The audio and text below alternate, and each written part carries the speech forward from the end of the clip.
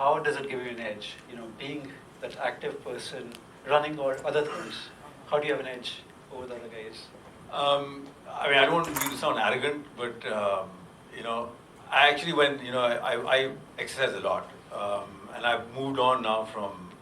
I used to run a lot. Now I've moved on to triathlons. So I do 3 or 4 half Ironmans a year, all over the globe. And so this morning, for example, I ran 20K and I biked 45. And I got out of bed at 3:30 and I was on the road at 4. And last week I had a really bad crash. The dog came and just took me out, talk about safety. And the funny thing is that, when I do these things even during the week, and when I get home, and I go to work and I'm meeting people, I'm looking at the other, if I'm meeting somebody for like a negotiation or meeting him for the first time to make a pitch, I'm looking at him and thinking to myself, listen, I got up this morning and I'm 20K, what did you do? So I just feel, a little, superior, and that's in my mind, so it's not like I'm talking that loud, but yeah, that helps me, I guess it gives you confidence. You do these things and running is all like, it's like they were talking in the movie, running is all mental, any type of exercise, a lot of it is mental. And I think the older you get, you realize that. For me, the most relevant point, perhaps, is the learning, the capacity to do adjustments. Especially in my case, that I'm more focused in the marathon distance and in training to make it faster and faster and faster. And when it's always a long-term target. You cannot prepare a fast marathon in 2 weeks. It requires 4 months. And where you have to do the plan and then it's checking, and every week, every 2 weeks, things are going not right, wrong. And sometimes if the target is too high, there is someone that it consumes a lot of energy, your mental energy. When you fix a high target then automatically all the paces has to be high, the intervals, the tempo, the easy. If you don't get it there, then that consumes you a little bit negative. You get boring, upset with yourself, and that moves to everything in life. You reach your office with bad face because things are not going on right. So those situations, when if you, also I have seen myself and some other people that I'm trying to help, when you do adjustments, it's okay, let's lower a bit the targets. Let's not be ambitious. If now perhaps some people are targeting for ADHM, if 145 is becoming too tough, and every week you see that I'm not getting, and you get anxious, upset, and negative. If you lower your target a bit, okay, let's make it 150 this year, and let's see next. Automatically, the same running you were doing is more motivating, because when you lower the target, then the paces required are less, and automatically you start clicking right. Okay, I got it. Even 2 seconds faster. Yes. So you finish every day the run with more positive energy, and that translates to everything. That's in the office or in the family, with your friends. In my case, the construction company, the subcontractor.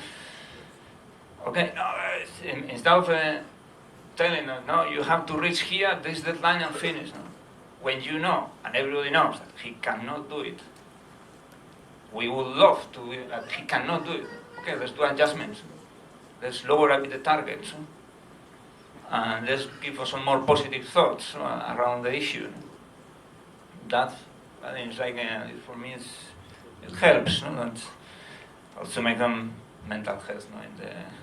First of all, I find it amazing de-stressor. So you get up in the morning, like Himmat said, before you start a day, you have a sense of accomplishment. And it also clears your head. So I kind of plan my day, sometimes my week, running in the morning. And I found that some of my best thinking actually comes while I'm running.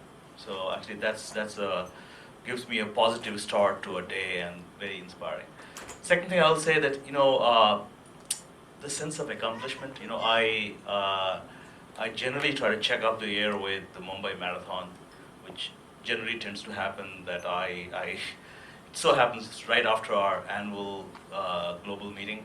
So I land the night before and go into this. It's brutal, but you check box.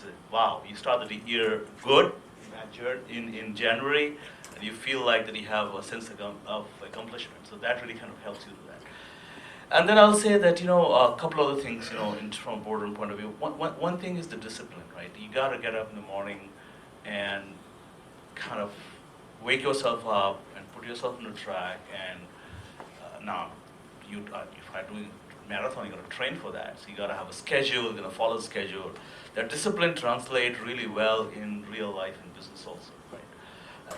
It's about, focus. It gets you focus, a sense of continuous improvement. I try to do, I'm getting not any younger, but I want to set a target lower every year of my time. So it gives you a sense of, continuous improvement, which kind of translates well in the business world. So those are the things I'll say works well for me in the boardroom setting. I'm not as disciplined as any of these guys. So first of all, I should tell you guys, don't get worried that you have to run the half marathon every morning to be able to compete in the half marathon. I'll be very honest with you. I exercise regularly every day, but I do 30 minutes on my cross trainer. That's all. And just 1 month before the race or 2 months, I just start increasing the number of rounds I do in Nehru Park. So it's not. Don't despair when you hear this. Number two. On getting old, this comment that you made that you're getting older and your targets. My first race that I ran was 59 at 59, and my best timing was at 62, which was 1 hour 52. I've set no targets. I said whatever it is, we'll see. And I was very surprised if you look at the Airtel half marathon and if you look at the first 3 guys in the 60 to 65 category, which is my category now. Their timings are actually better than the guys in the 55 to 60 categories. So there's first of all hope. Age is not a factor. You got to just keep it going. I think insofar as what it does, I think it's a kick. In my case, one of my partners has just walked in here, Suresh, and I'm very happy that we in the firm we've got 3 age categories: young, quite young, very young. So I've hogged young for myself, and I'm happy that I'm able to run the race and run at a time which is pretty good, as fast as most of my partners. So that's one, it gives you a little kick. Secondly, if you can motivate somebody else, that feels good. Thirdly, it's something you can be modest about. Frankly, you have to be modest about what you do in life and what cases you won or what deals you've done. But I think there are some things you can be modest about. One of them is my running, and in my conference room I have no legal certificates, I have no deal mementos, but I have my 4 certificates. And every client who comes in has, I've sort of nudged them, and it's good fun. Sometimes people come, from a legal magazine who want to interview you, and I see that the person is actually looking around the conference room waiting for me to join, and I see those certificates, and their first question is, "Oh gosh, you run?" I say, "Why? Lawyers are not supposed to run." Is that a sort of surprise to you? So I think it's the collective feeling of being feeling good, and obviously a little bit of the awe factor, especially in my age group where everybody's complaining about knee. The bullshit, go to Rajat Chauhan, whether your knees are bad or your head is bad, he'll make you run.